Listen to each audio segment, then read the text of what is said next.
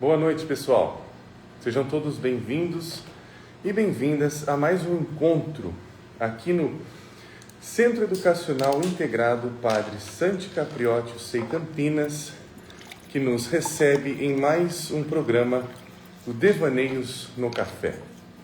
Este programa semanal que nós temos aqui em parceria com Sei Campinas, com a editora Sussurros do Invisível e também com a editora Vozes.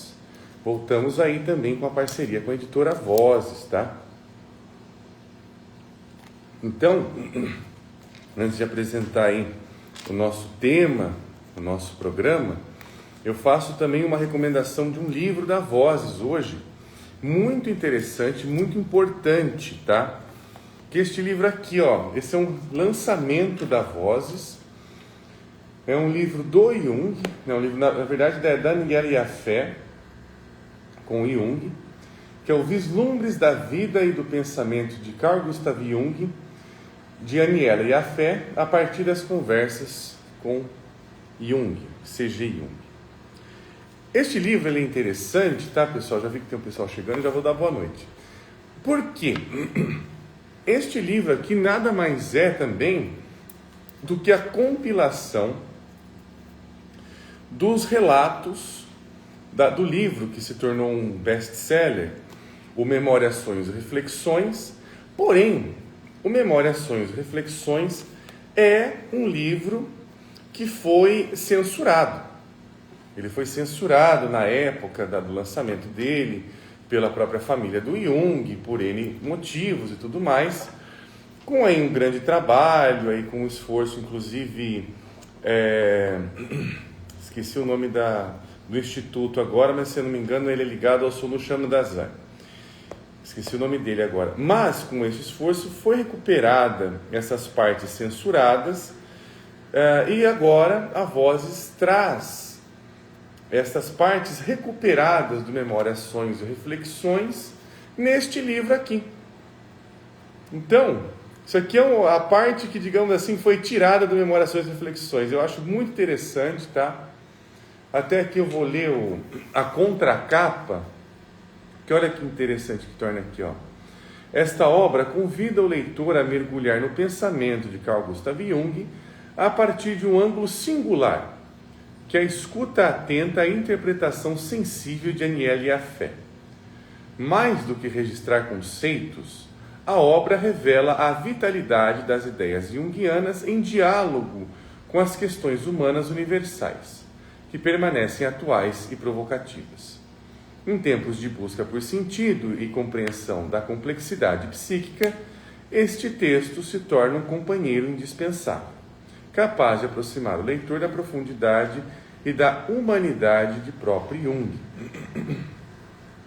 Então aqui tem esses relatos, essas obras aqui, inclusive a própria visão da Aniela Yafé.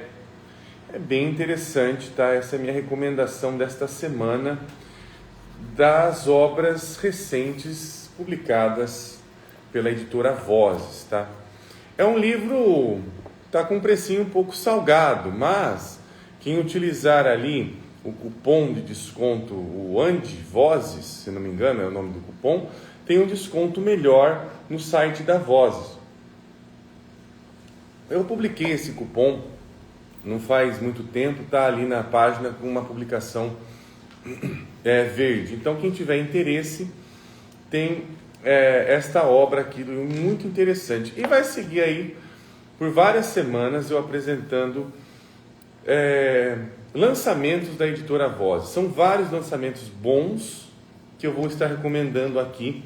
Inclusive, tá, fazendo um pequeno spoiler, lançamentos da Vozes das obras do Freud, onde uma delas é sobre as anotações sobre sonhos, né?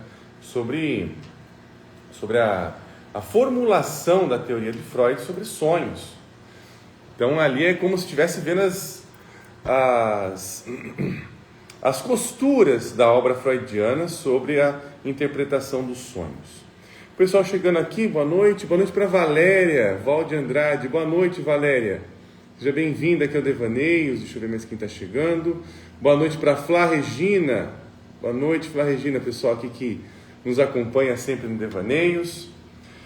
E agora, tá, pessoal? Hoje vai ser um Devaneios diferente, e eu vou dizer o porquê. Não é por causa da temática não, tá?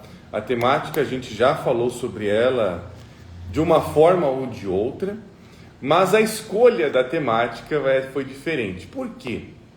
Porque a gente está fazendo essas lives aqui, as lives mais recentes, tendo como base as indicações que vocês mandam nos stories da página. E aí que vira uma votação, aí eu escolho 4 temas, os que são mais curtidos, e aí vira uma votação, um tema mais curtido é o tema elegido da semana para conversarmos.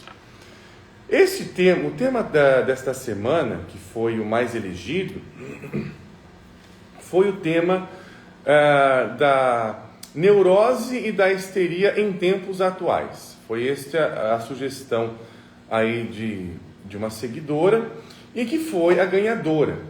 Mas eu abri também para votação a possibilidade deste tema ser conversado, se tornar uma live com um crossover junto com o professor Éder. E aí, massivamente, 100%, tá?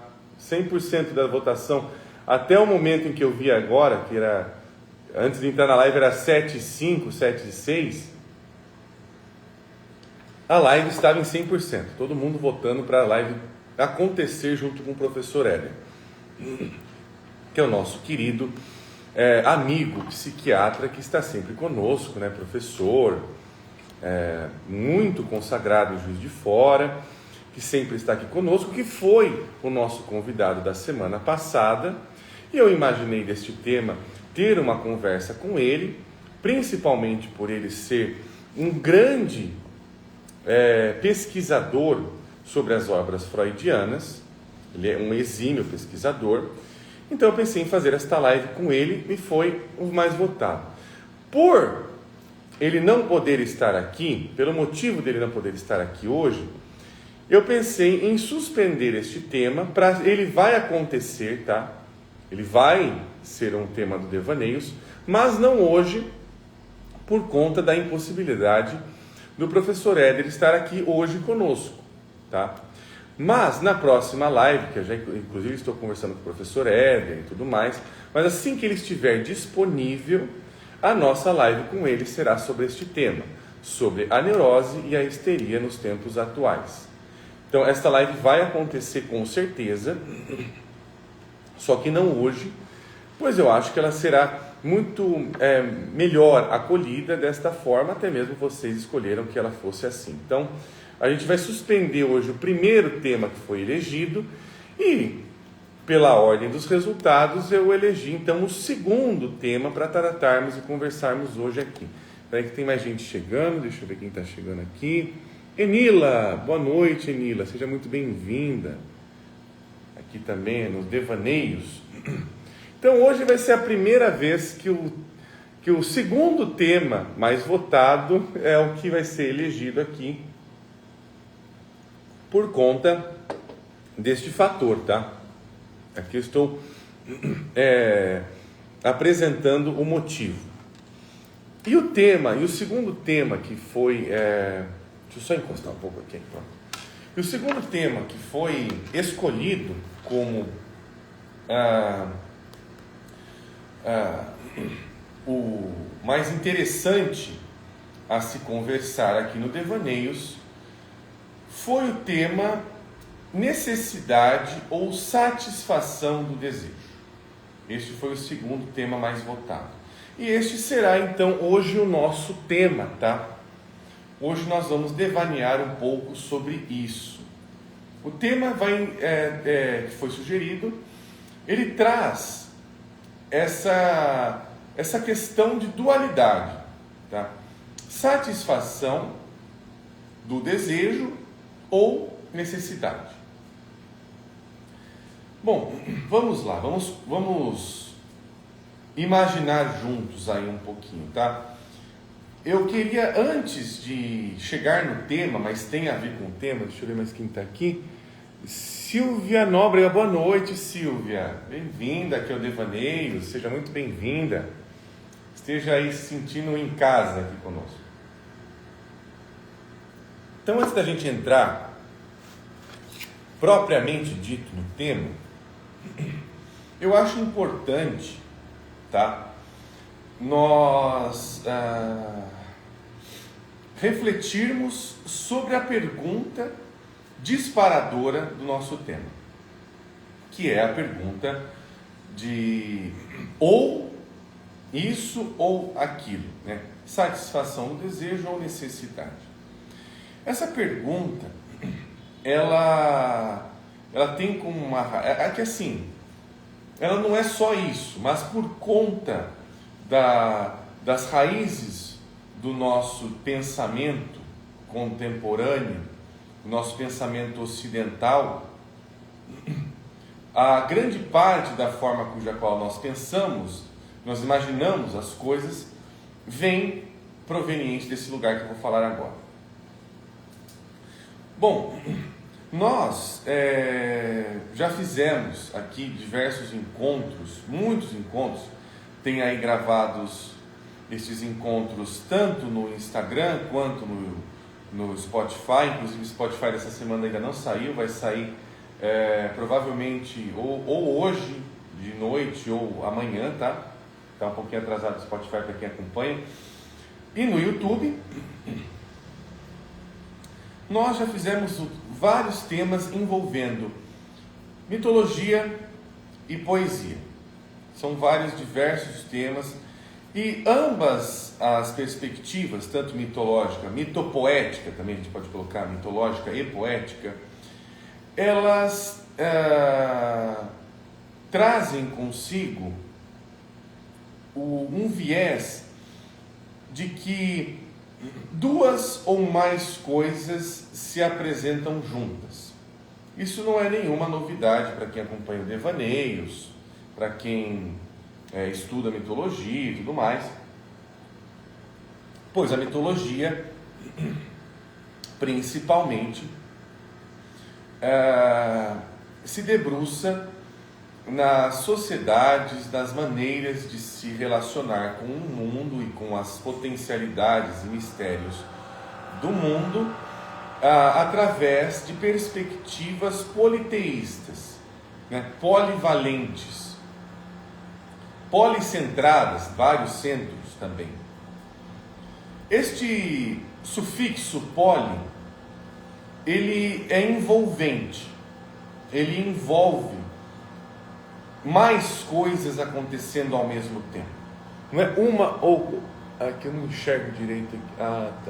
Aqui ele não separa tanto assim, digamos assim, como categorias, como inclusive o nosso pensamento moderno, monoteísta, é muito viciado nesse tipo de linguagem. Essa linguagem que inclusive ela é antimetafórica, ela é anti-analógica. A linguagem monoteísta, ela traz consigo uma perspectiva de que as coisas, elas se tornam melhores, elas se tornam mais organizadas, elas se tornam mais até mesmo funcionais, se elas trabalham para uma unificação, para uma integração. Tem essa ideia da integralidade. Para o imaginário politeísta e mitológico, isso é meio que um delírio. Por quê? Porque aí nós deixamos de ver duas ou mais coisas acontecendo para dar prioridade a como uma coisa funciona e todas as outras coisas deveriam estar se reformulando para esta coisa central que foi elegida, para esse aspecto central elegido. Isso é a base do pensamento monoteísta. Então, Quando nós fazemos esta pergunta, necessidade ou satisfação do desejo, ela tem essa raiz. Ela tem essa raiz, porque ela entende que eu preciso fazer uma escolha que exclui o outro lado. Eu preciso fazer uma escolha que abdica do outro lado. E sim, não tirando o critério das escolhas, eles abdicam sim de um outro lado. Mas o grave problema é não perceber que eu preciso deste outro lado, mesmo ele sendo abdicado. Abdicado em que sentido?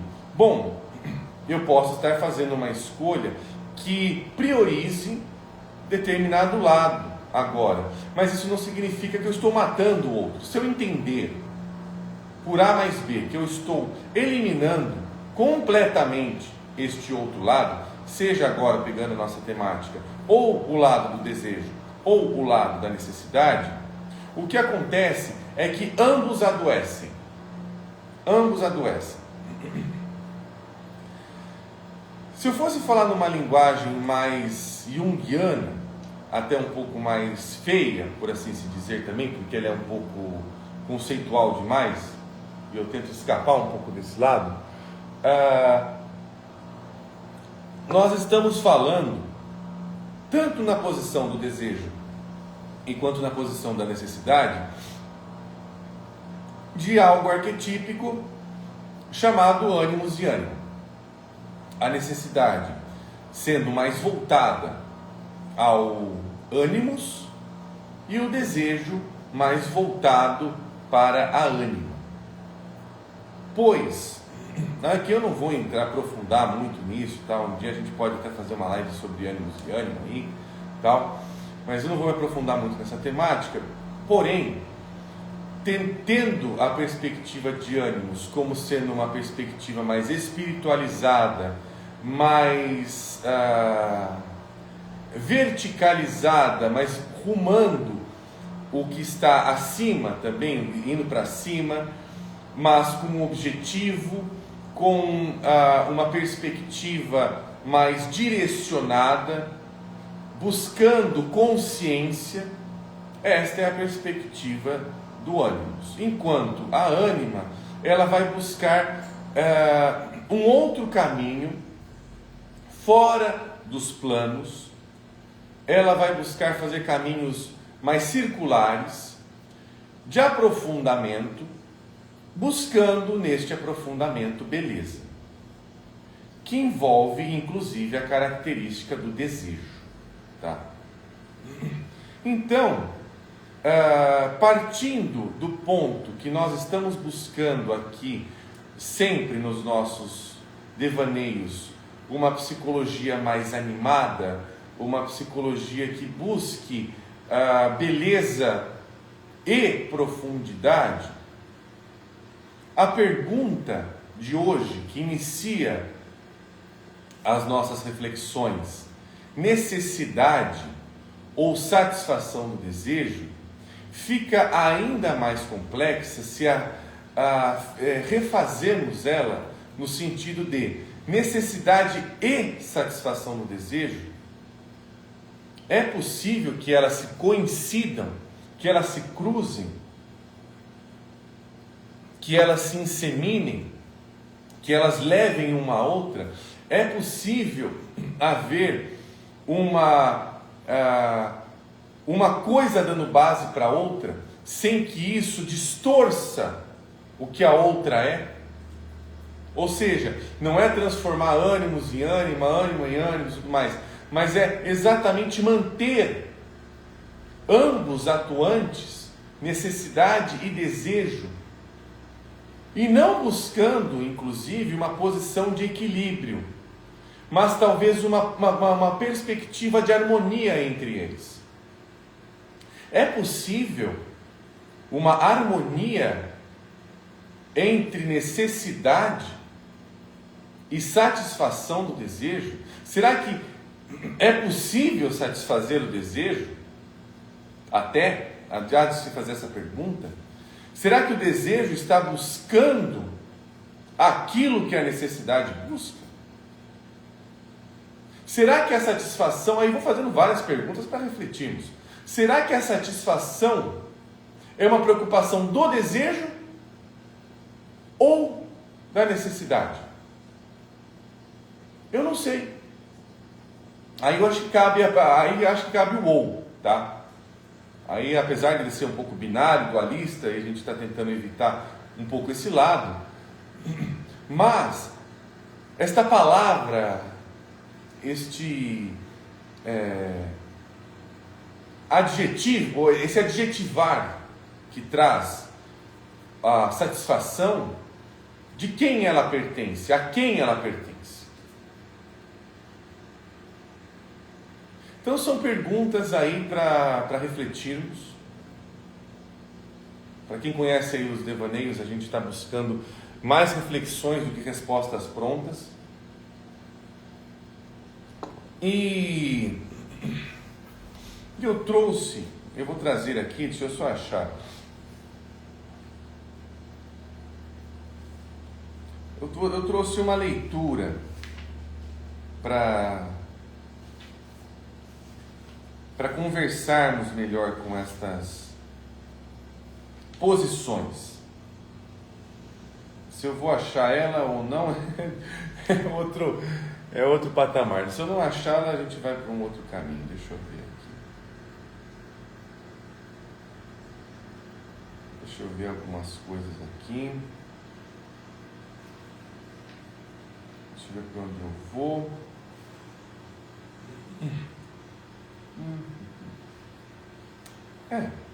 Eu vou trazer algumas coisas aqui, tá? Não sei quanto eu vou ler. Deixa eu ver. Boa noite, Gleide. Bem-vinda. Bem-vinda, viu, Gleide? Hoje o nosso tema, você está entrando agora, pelo que eu estou vendo, o nosso tema de hoje não é o tema que foi mais escolhido, é o segundo mais escolhido, tá? O primeiro mais escolhido de hoje será guardado, muito bem guardado, para uma próxima live com o professor Éder. Quando ele estiver disponível, nós faremos uma live com ele sobre neurose e histeria na atualidade. Um tema bem bacana esse também, né? Convenhamos. Deixa eu ver mais quem está entrando aqui. Márcio Crovato. Boa noite, Márcio. Seja muito bem-vindo aqui. Você que tiver, acho que você está entrando pela primeira vez, né, Márcio? Eu não sei como é que é, se você já entrou em outros devaneios, mas seja muito bem-vindo aqui, tá? Deixa eu ver, tem mais perguntas. Eu não enxergo, tem uma luz no meu... aqui eu enxergo melhor, peraí. Aqui enxergo. Aqui é Nila. Quem sabe nossas vozes conflitantes necessitem diálogo em vez de resoluções. Isso é interessante, né? Porque assim, se nós não excluirmos as contradições, se nós não excluirmos as dualidades, as ambiguidades das coisas, ou seja, se nós não tirarmos as complexidades das manifestações, dos fenômenos, eles se tornam mais interessantes e inesgotáveis. O fenômeno começa a ser um fenômeno poético, no sentido de inesgotabilidade de sentido. Quando nós estamos falando de poesia, não estamos falando de romantização, de nada disso. Nós estamos falando sobre variações de sentido sobre a mesma coisa. E estas variações são inesgotáveis. É como se disséssemos assim: se a gente pegar um quadro do Dalí, eu vou usar o Dalí como um exemplo que eu quiser pegar aqui, podia ser do Van Gogh, seja quem for. Se a gente pegar um quadro de alguém e pintá-lo com cores diferentes, o quadro continua tendo as mesmas características, mas não se apresenta mais da mesma forma. Eu não o enxergo mais da mesma maneira. Se inclusive eu pegar o mesmo quadro e mudar a disposição das imagens, colocando o fundo na frente, a frente no fundo, mudando a gestalt como elas se apresentam, também terá os mesmos elementos, será o mesmo quadro, mas não terá o mesmo efeito. Ele não será visto da mesma forma. É como se a gente estivesse dizendo assim, numa posição mais comum. O que leva alguém se apaixonar por um fulano pode ser a mesma coisa com que faça com que alguém não goste desse fulano. É a perspectiva que muda, mas não é a minha vontade sobre a perspectiva. É a perspectiva atuando em mim que muda. Ela tem vontade própria. Então, nesse sentido, pegando a nossa temática, o que nos interessa, em um grau mais aumentado, psicologicamente falando, animosamente falando, são as posições do desejo. Pois tudo aquilo que se torna desejo, que está configurado, que está pintado desta forma como desejo, ele toma uma característica bastante interessante, que inclusive isso é matéria-prima para qualquer análise, mas tudo o que envolve desejo envolve repetição. Se nós não estivermos apenas vendo a repetição como uma compulsividade, pois a compulsividade, aí a gente vai entender que o desejo, ele é contra a necessidade, ele é algo que eu preciso combatê-lo, porque se eu colocá-lo como numa posição principal, ele vai prejudicar a minha vida, as minhas necessidades de vida e tudo mais. Se eu colocar ali, né, nessa perspectiva mais binária, o desejo se torna algo a ser combatido. Ao passo em que, se nós entendermos que então o desejo, ele, por ser atrelado ao desejo, ele tem algo dentro dessa repetição que é aprofundamento e beleza. Estamos agora sob a perspectiva do desejo, o que ele busca é beleza, ele está falando sobre beleza. E ao falar sobre aprofundamento e beleza, há ali a criação de um cosmo, uma cosmética, a criação de algo belo acontecendo ali. Tem algo muito interessante acontecendo. Este muito interessante é o que escapa do comum, é o que escapa um pouco das vias projetáveis e projetadas da necessidade, que aponta para um objetivo às vezes muito retilíneo, e não que ele não exista, mas este objetivo da necessidade desatrelado ao desejo passa a tornar todas as coisas e retira de todas as coisas a sua beleza. E mais para frente, um pouquinho daqui a pouco, eu já vou ler um devaneio que eu fiz aqui para a gente. Tem um comentário aqui, uma pergunta na verdade da Gleide. Você acha que o Daimon, o código da alma, o código do ser, o livro do Hillman, molda nossa perspectiva, a maneira como nos relacionamos? Na verdade, assim, eu entendo, tá, Gleide, que o Daimon, por exemplo, eu vou citar uma coisa super citada, não é nenhuma novidade, mas o Eros é um Daimon, só para a gente ter uma noção de uma potencialidade daemônica, aí no caso. Então, eu vou entender ali que o Eros, ele tem a vontade dele, e ele está vendo alguma coisa diferente naquilo que parece tão trivial, usual e comum. Então, sim, o daimon, só para a gente entender, o Eros como um daimon, melhor dizendo, ele vê num pedaço de ferro comum jogado na natureza, uma birita de ferro, um negócio que não tem forma direito, quase uma pedrinha, ele vê nesse treco um martelo, uma faca de cozinha gourmet, um carro.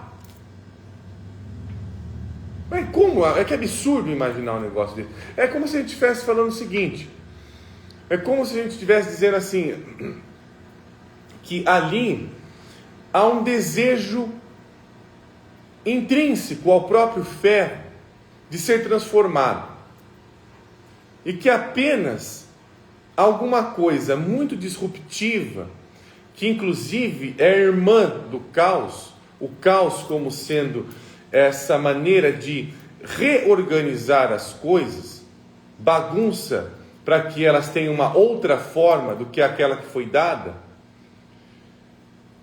ele atua sob o desejo, né? O daimon ele atua sob um desejo. O Eros é aquilo que em nós está o tempo todo vendo o desejo onde não parece que tem.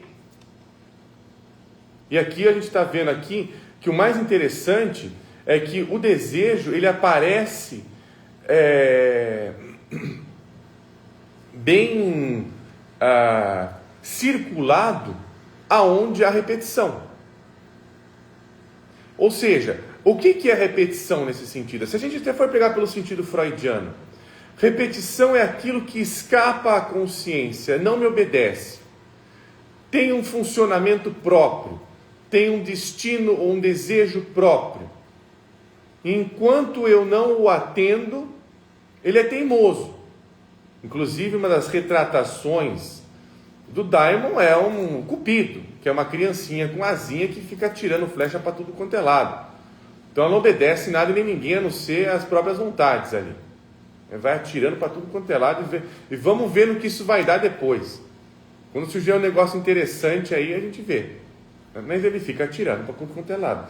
Então essa é uma característica interessante do desejo. Ele não me obedece. Se eu tentar ficar ali educando ele, falando, não, você tem que trabalhar e tudo mais, ele foge, ele escapa, ele fala, esse negócio você está maluco, colocar para trabalhar, isso não é coisa para mim não. Márcio, tem aqui, por que nossos desejos inconscientes são difíceis de serem acessados, mesmo em análise pessoal? Bom, tem aí várias dificuldades, tá, Márcio? Aí a gente pode pegar as dificuldades iniciais, pegando a perspectiva de análise. Primeiro que a gente chega na análise muito confundido. Eu não sei qual que é o meu desejo, qual que é o desejo da outra pessoa. Às vezes eu estou vivendo uma vida para realizar um desejo que capturou o meu. Como por exemplo, se eu tenho desejo, sei lá, de ficar rico. Se eu entendo que a única forma de eu ficar rico é casar com alguém rico, mas não é esta a vontade do meu desejo, mesmo que isso aconteça, tá? Mesmo que, sei lá, eu case com alguém rico, por exemplo, ele não está atendido. Então ele sofre. Então, o nosso fio de Ariadne, a nossa guia em relação ao nosso desejo próprio é o sofrimento. Por isso, que dentro de uma perspectiva psicanalítica, seja ela qual for, a gente não tenta anular o sofrimento, a gente segue a via dele, porque é ele que vai me conduzir melhor para qual é o meu desejo, e aí eu vou começando a perceber as nuances do que ele quer. E não do que eu quero que ele seja. O que eu quero que ele seja, todo mundo vai dar para você. Ó, você tem que ser isso aí. Ó. Ah, você quer ganhar um carro, faz isso. Às vezes, como todo relógio quebrado, uma uma recomendação de alguém, uma dica, pode acertar. Mas ela só acertou porque fez sentido para você. Quando ela não fizer sentido, ela vai adoecer.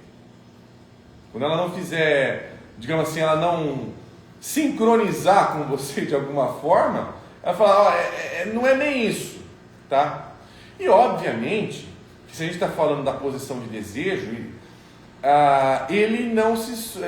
Aí é outro ponto que eu ia trazer para a nossa live. Talvez a satisfação seja uma preocupação maior da necessidade, não do desejo.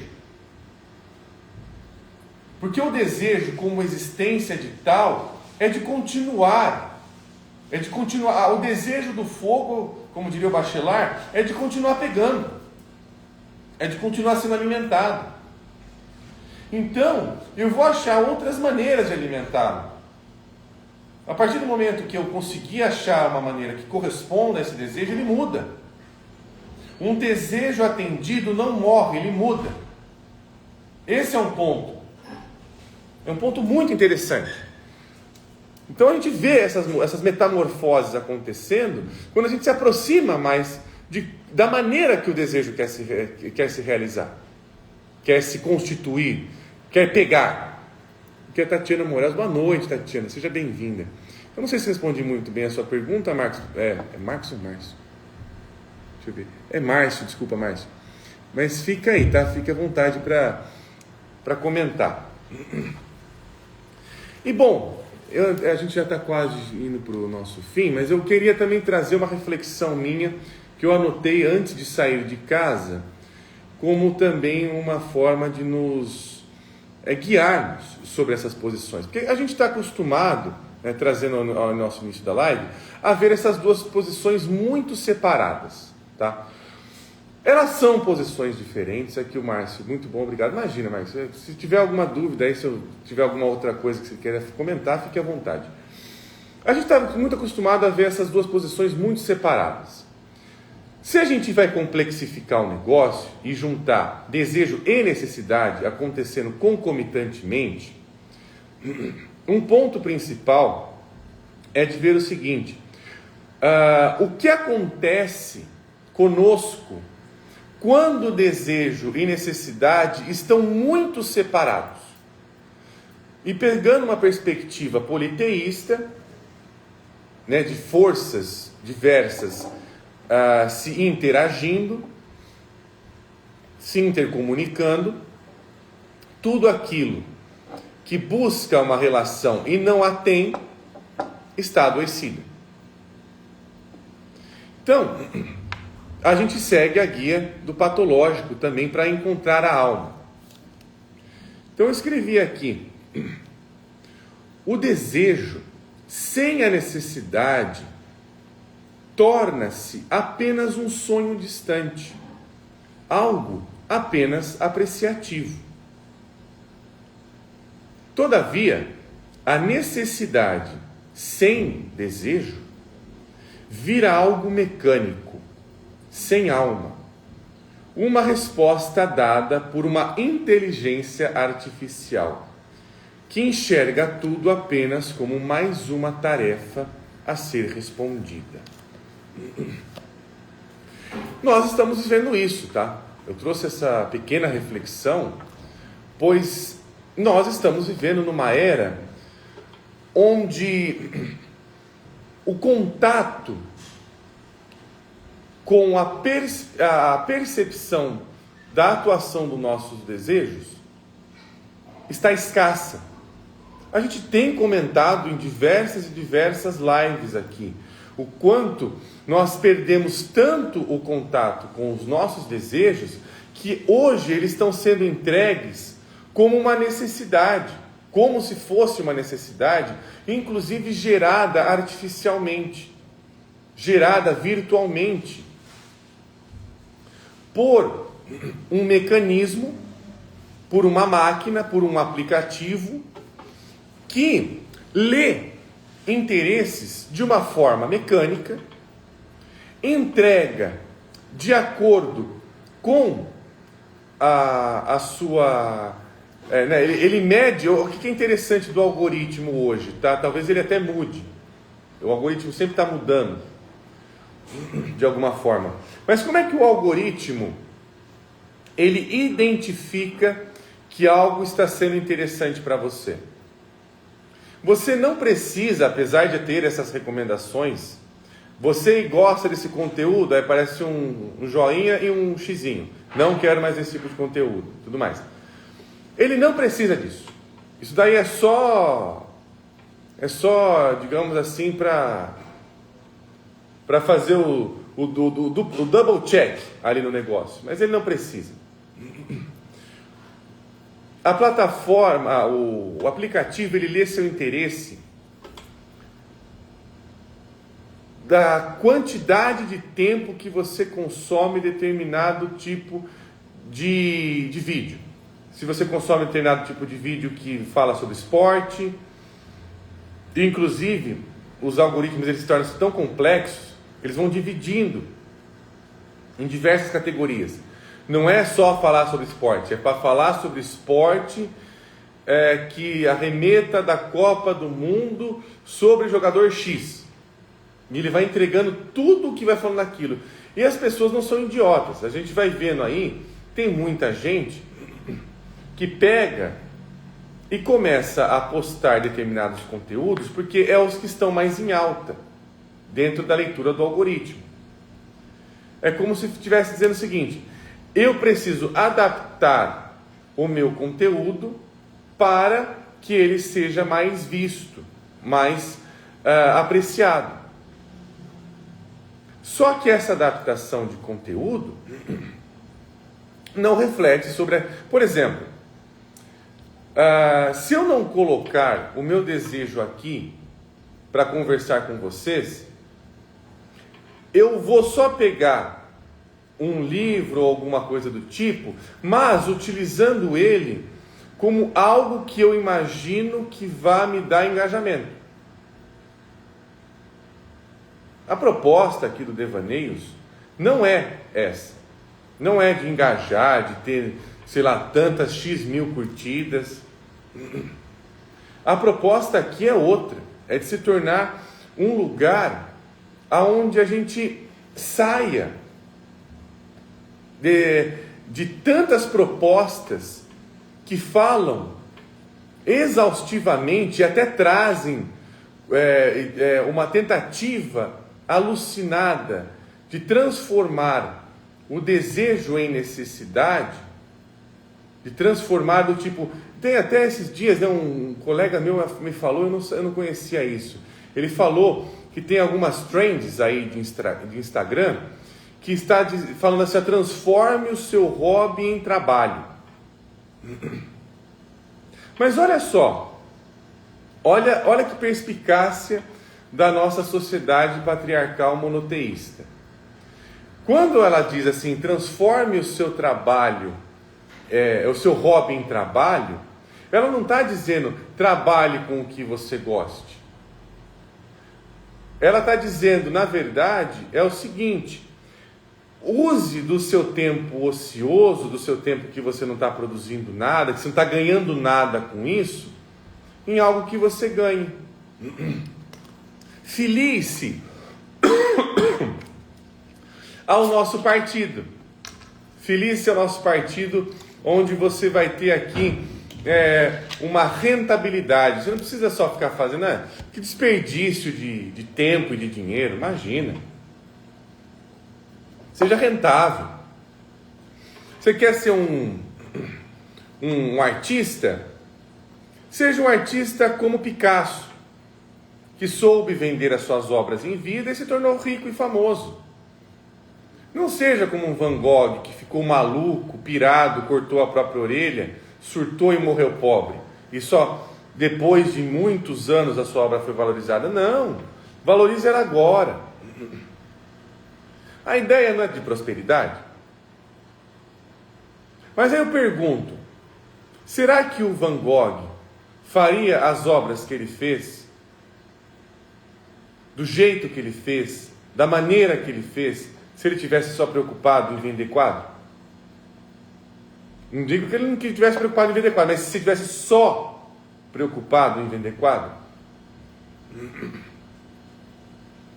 É interessante pegar até um pouco dos relatos da biografia do Picasso, para ver algumas coisas que ele fala em relação até à própria forma em que ele construía as obras dele. Deem uma olhada depois, tá? Será que ser artista é só para isso?